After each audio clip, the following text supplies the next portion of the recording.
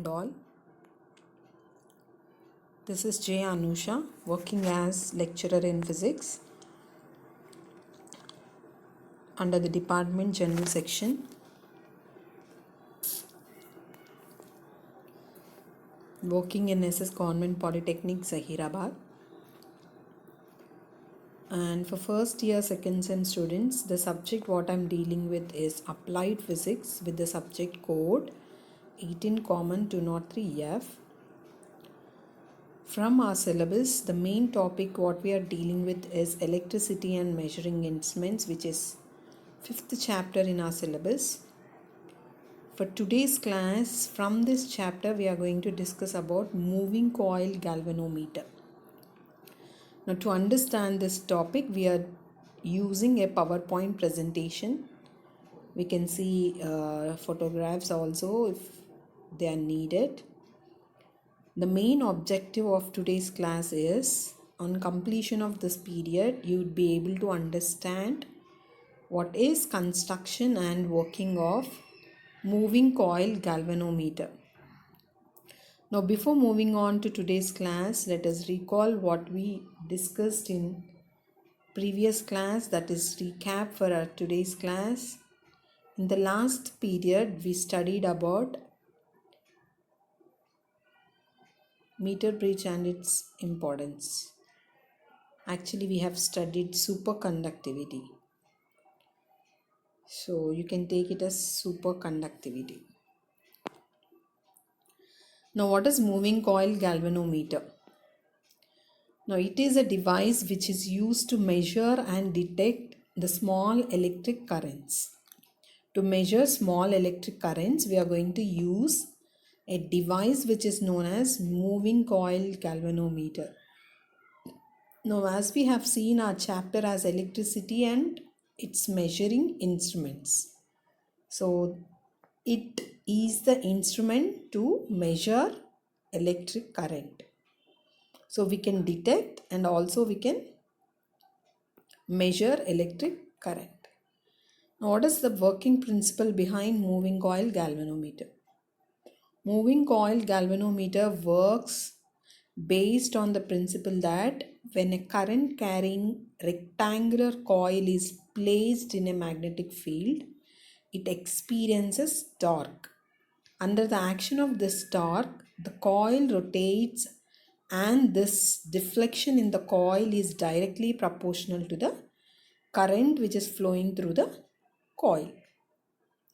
So let us see what is the construction of moving coil galvanometer.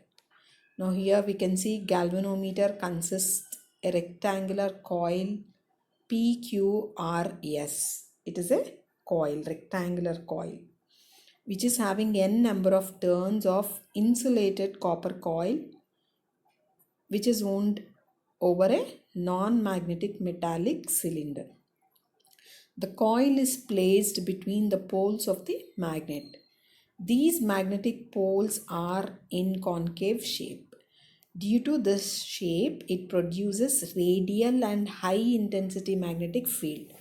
Now you can remember this point, why these magnetic poles are in concave shape, because it produces radial magnetic field with high intensity.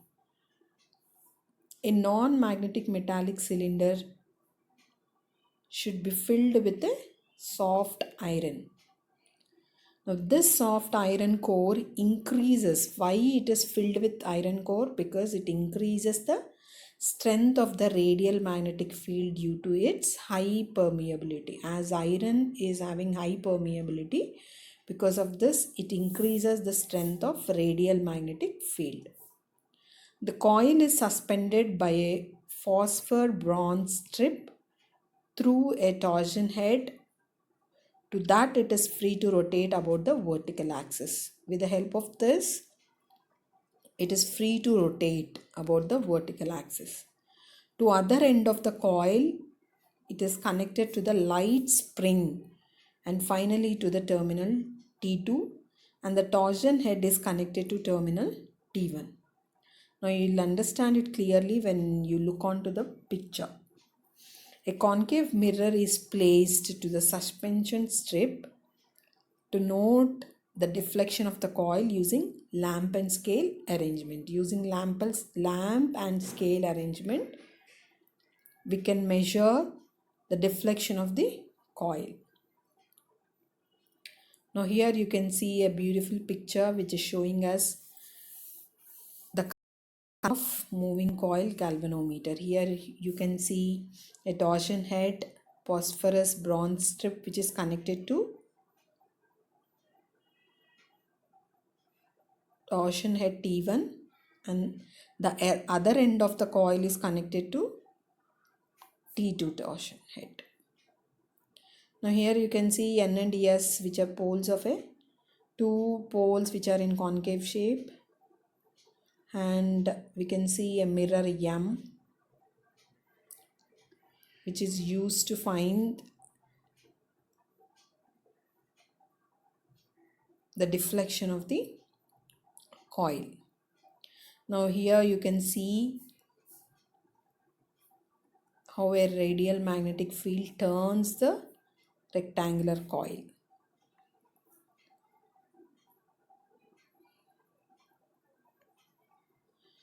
So let us move on to the theory of the moving coil galvanometer.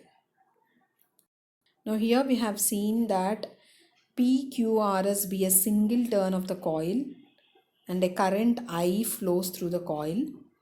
In a radial magnetic field, the plane of the coil is always parallel to the magnetic field, which is of strength B. As it is parallel to the plane of the coil, the sides QR and SP are always parallel to the field. Now as they are parallel, nothing but they are in the direction of magnetic field, so they don't experience any force. So the other two sides of the rectangular coil, they are PQ and RS. They are always perpendicular to the magnetic field. That is what you can see here. PQ and RS, which are perpendicular to the magnetic field. You can see in the dark lines, they are showing the direction of magnetic field B. So for these lines, these two sides PQ and RS are always perpendicular. Now let the length of the coil, that is PQ and RS, is L, and breadth of the coil, that is PS and QR, is equal to B. Now force on PQ is given by BIL. According to Fleming's left-hand rule, this force is normal to the plane of the coil and acts outwards. That is what you can see here. It is moving outwards. Force. So the same force which acts on the side RS is BIL. Now this force is normal to the plane of the coil and acts inwards. So one force is acting outwards and one force is acting inwards. So these two equal anti-parallel forces produce a torque and they deflect the coil. So the torque produced here is given by force into perpendicular distance between forces. So force is BIL and perpendicular distance between them is B, which is breadth of the rectangular coil. So we got BIL into B, length into breadth, that is area.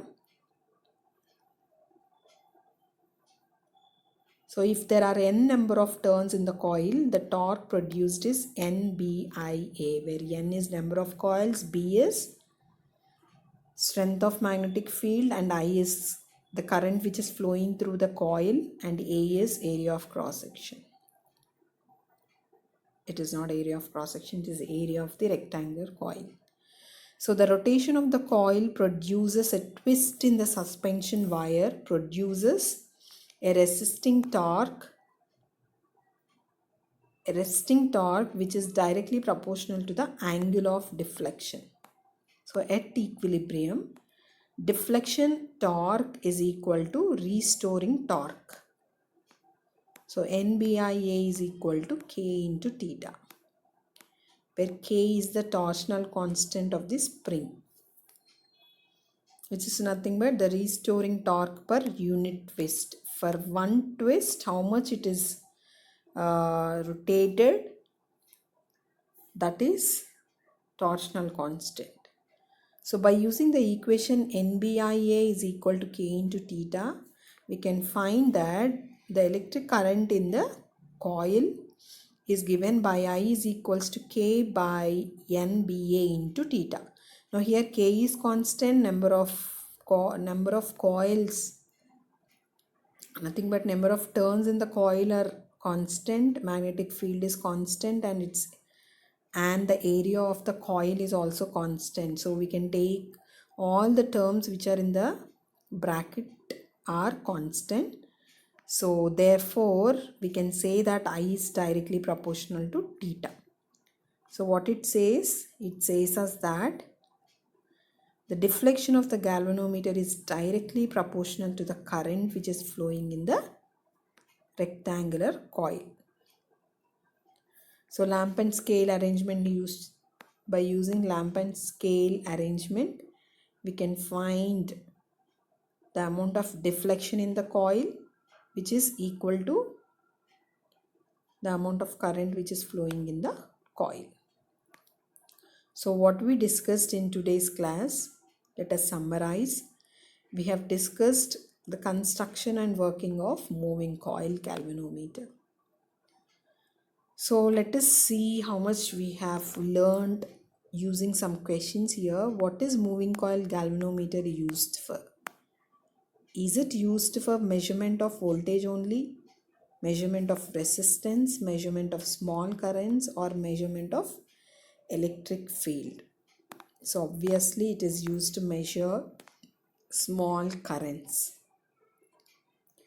Now a moving coil galvanometer carries a current I and the magnetic field B, which is radial. The coil has n number of turns and an effective area A.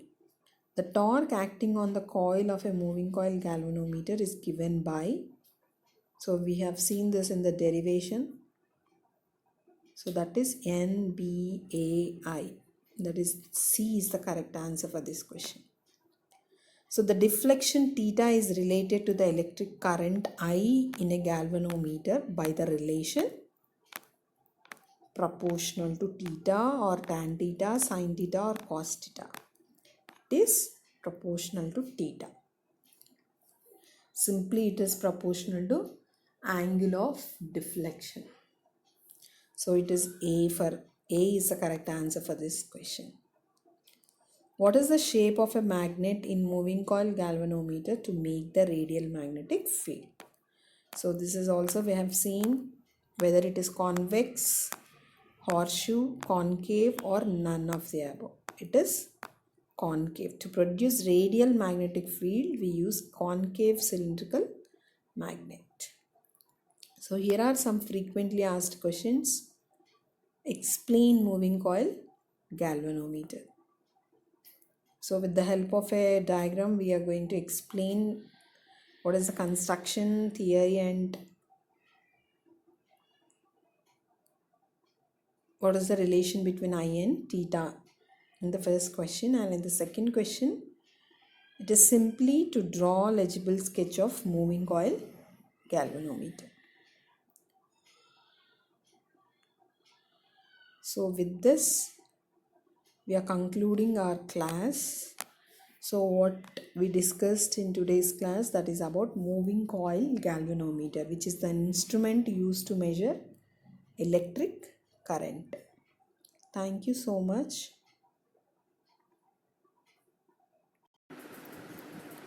Let us understand the concept of moving coil galvanometer with the help of a small video here.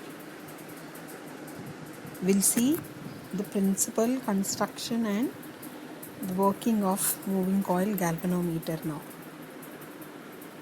Today we will discuss about the moving coil galvanometer.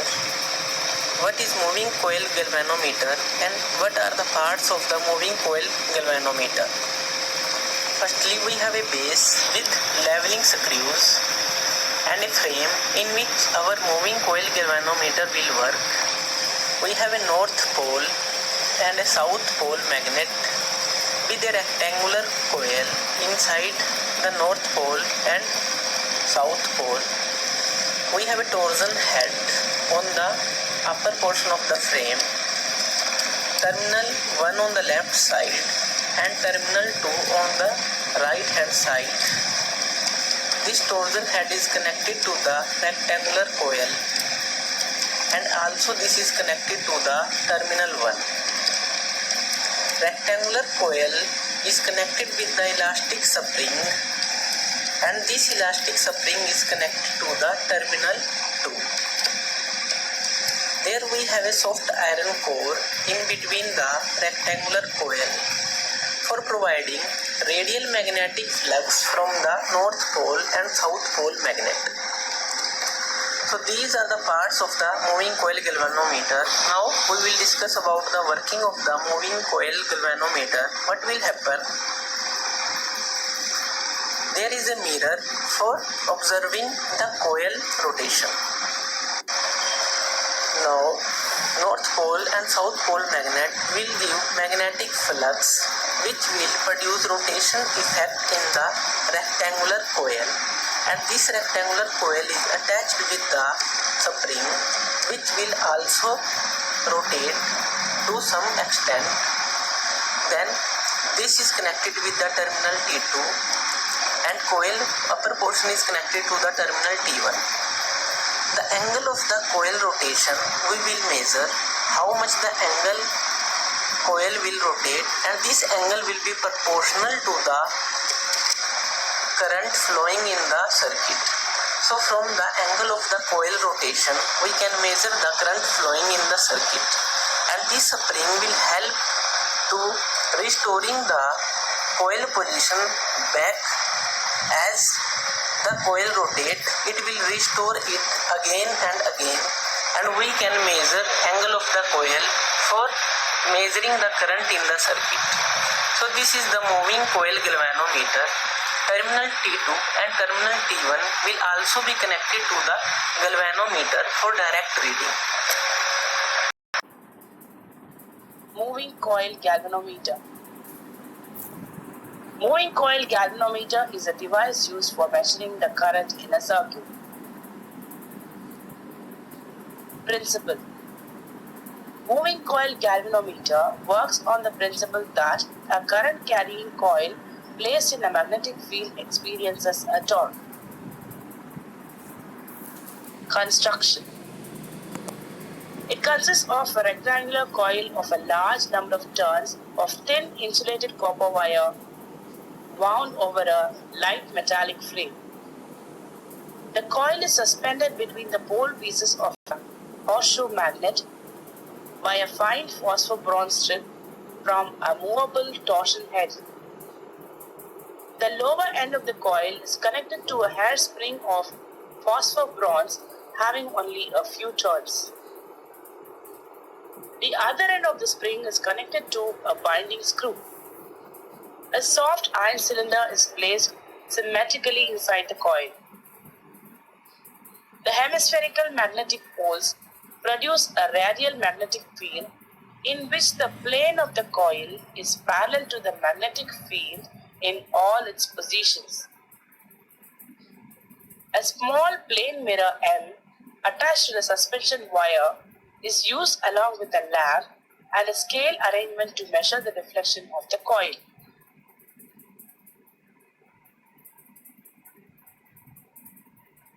Theory. Let PQRS be a single turn of the coil. A current I flows through the coil. In a radial magnetic field, the plane of the coil is always parallel to the magnetic field. Hence, the sides QR and SP are always parallel to the field.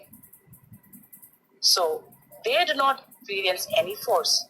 The sides P, Q and RS are always perpendicular to the field. PQ is equal to RS is equal to L, length of the coil, and PS is equal to QR, that is equal to B, breadth of the coil, force on PQ. for BI into BQ is equal to BIL. According to Fleming's left-hand rule, this force is normal to the plane of the coil and acts outwards. Force on RS, F is equal to BI into RS is equal to BIL. This force is normal to the plane of the coil and acts inwards. These two equal, oppositely directed parallel forces having different lines of action constitute a couple and deflect the coil.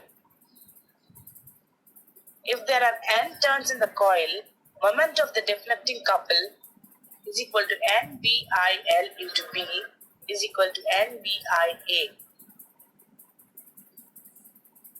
When the coil deflects, the suspension wire is twisted. On account of elasticity, a restoring couple is set up in the wire. This couple is proportional to the twist. If theta is the angular twist, then moment of the restoring couple is equal to C theta, where C is the restoring couple for unit twist. At equilibrium, deflecting couple is equal to restoring couple. NBIA is equal to C theta. I is equal to C divided by NBA into theta. I is equal to K theta, where K is equal to C divided by NBA is the galvanometer constant, that is, I directly proportional to theta. Since the deflection is directly proportional to the current flowing through the coil, the scale is linear and is calibrated to give directly the value of the current.